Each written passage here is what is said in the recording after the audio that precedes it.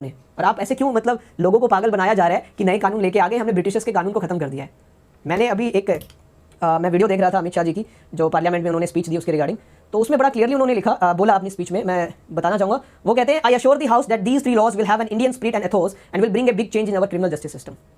Indian spirit कहाँ पे? Indian spirit ये तो वही है जो हमने पढ़ा था सर, इसमें तो कोई चेंज नहीं हुआ है, सेम कंसेप्ट है। कन्फेशन कैसे चेंज कर सकते? नहीं हो सकता भैया, कन्फेशन कन्फेशन रहेगा। ठीक है, अब मैं आपको प्ली ऑफ एलईबी वाला प्रोविजन दिखाना चाहूंगा। ये एडमिशन की डेफिनेशन जिसने बनाई थी, ठीक है, हम कहते हैं ब्रिटिशर्स ने हमें दिया, वो कैपेबल थे, इतना ब्यूटीफुली उन्होंने लिखा कि एडमिशन ये होगा, यही होता है admission. You can not change the definition of confession, नहीं कर सकते आप कन्फेशन को चेंज। कन्फेशन तो क्रिमिनल ज्यूरिस्प्रूडेंस में जो डिफाइन किया गया है पाकला नारायण स्वामी केस के अंदर, वही रहेगा कन्फेशन। कैसे चेंज कर दोगे आप? नहीं होगा चेंज, है ना।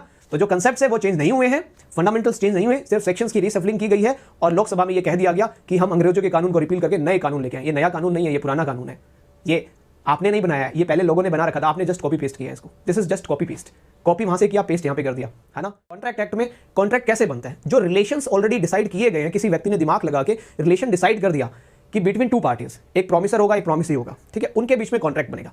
आप इसकी नई डेफिनेशन कहां से लाओगे? मुझे नहीं लगता मतलब इतने कैपेबल है कि हम एक नई डेफिनेशन लेके आएंगे एक रिलेशन की, कि ये एक नया रिलेशन है जिसको हम कॉन्ट्रैक्ट कहेंगे, है ना। कहां से कितना मटेरियल कॉपी पेस्ट किया है, ठीक है। पार्लियामेंट में, लोकसभा में ये जरूर कहा गया कि हम अंग्रेजों के टाइम के कानून को रिपील कर रहे हैं। क्या वाकई में उन कानून को रिपील किया गया है? क्या वाकई में हमारे जो माननीय प्रधानमंत्री जी हैं, नरेंद्र मोदी जी हैं, अमित शाह जी हैं, क्या वाकई में उन्होंने इतनी मेहनत की है कि वो नया कानून लेके आए हैं, या सिर्फ नाम चेंज किया गया है? ये थोड़ा सा मैं आपको बताना चाहूँगा, आइएगा। समझ क्लियरली लिखा हुआ है 23,000 वर्ड्स जो हैं, जो नए वाले में इंडियन एविडेंस एक्ट पुराना वाला और जो नए वाला भारतीय साक्ष्य बिल, इनके अंदर सेम है बिल्कुल।